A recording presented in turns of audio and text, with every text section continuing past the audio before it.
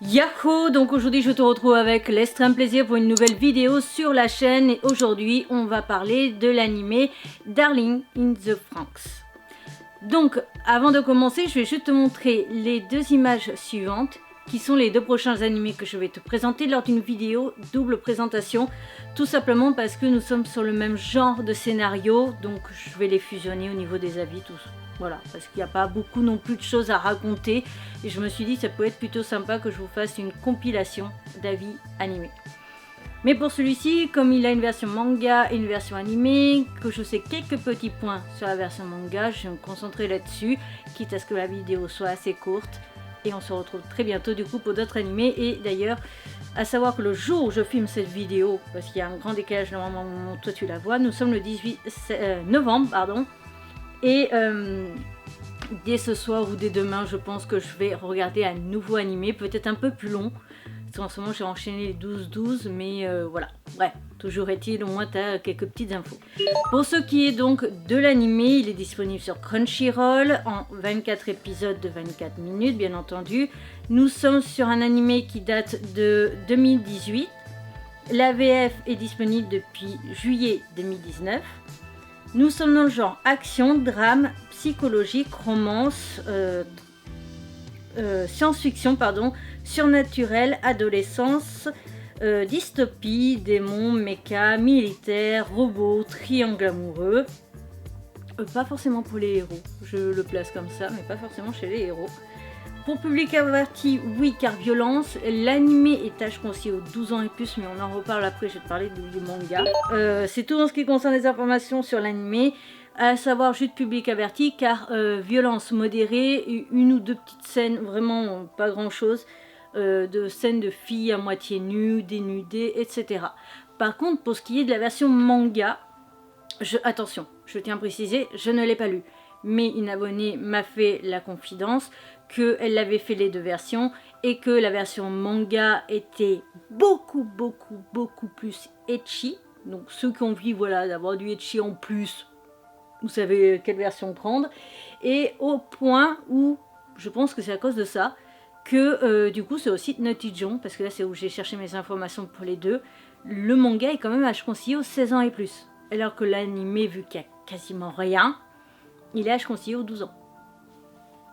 Voilà. Donc c'est tout en ce qui concerne les grandes lignes. À part si je vais quand même te dire de quelle maison d'édition il est disponible en... Ouais, c'est ça. Donc quand je lis là les informations sur le manga, c'est un shonen. Voilà.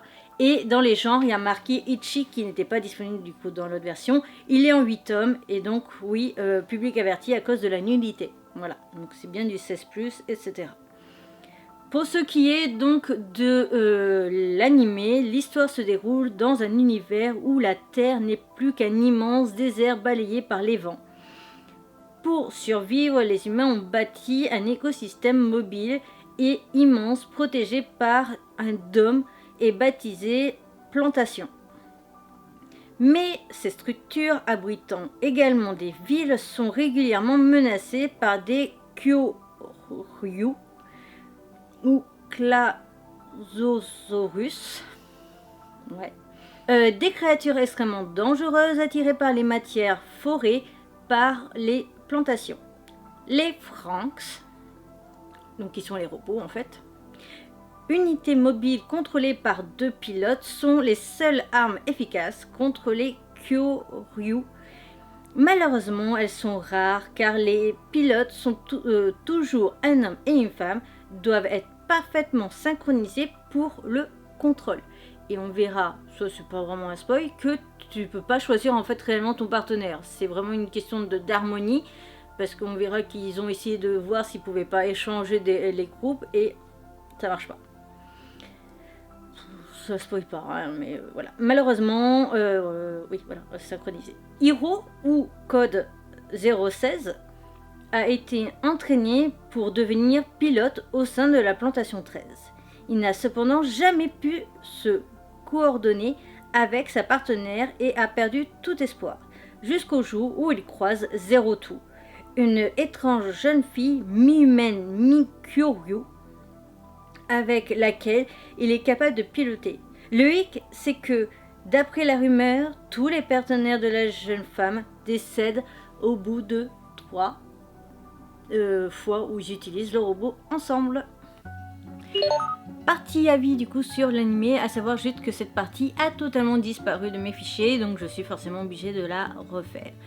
Donc pour ce qui est de cet animé, au tout début je le trouvais plutôt sympa et assez intéressant. J'aime en fait l'histoire, j'aime le développement de l'histoire, j'aime le fait qu'on soit dans un monde post-apocalyptique. J'adore aussi qu'on soit avec finalement quand même des mechas. Je sais pas si c'est vraiment considéré dans la catégorie mecha, mais en tout cas tous ces gros robots qui doivent protéger d'espèces d'aliens et autres. Il faut savoir que pendant très longtemps, je n'y ai plus touché à ce genre d'histoire, tout simplement parce que, en fait, quand j'ai commencé au niveau des animés, j'en ai regardé beaucoup.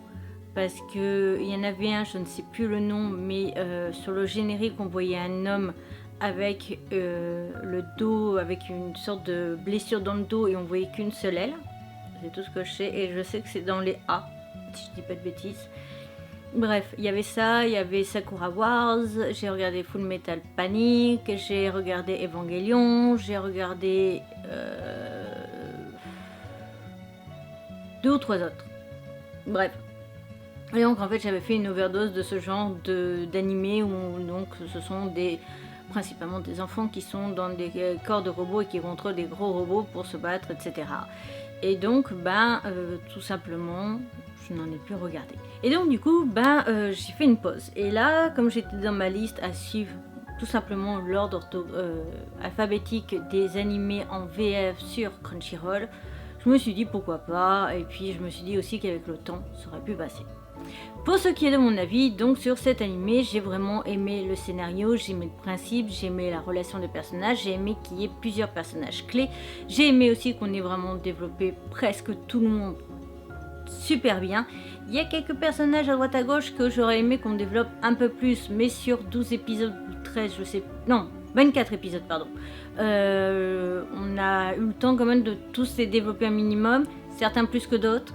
Et je trouve ça dommage parce qu'il y a certains, j'aurais bien voulu en savoir un tout petit peu plus sur eux, mais ça reste quand même correct dans l'ensemble au niveau du développement des personnages. Pour ce qui est de la relation des personnages aussi, ça a été très bien travaillé et abouti. J'ai vraiment aimé la façon dont c'était abordé, etc. Pour ce qui est du développement de l'histoire, par contre, je te dirais tout simplement que j'ai été un tout petit peu déçue de par le fait que l'explication de pourquoi ce sont des enfants qui contrôlent les robots, pourquoi on ne voit plus les adultes, pourquoi tout ça, pourquoi aussi tout cet univers, d'où viennent ces créatures, comment elles sont arrivées, etc. On a toutes les réponses sur l'épisode 20. Enfin, 20, 21 et je crois presque 22. Et on a la résolution de l'histoire et du problème sur les épisodes 22, 23, 24 principalement. Et ça, personnellement, j'ai trouvé ça assez dérangeant. De par le fait que, justement, pendant toute la série, j'étais en mode...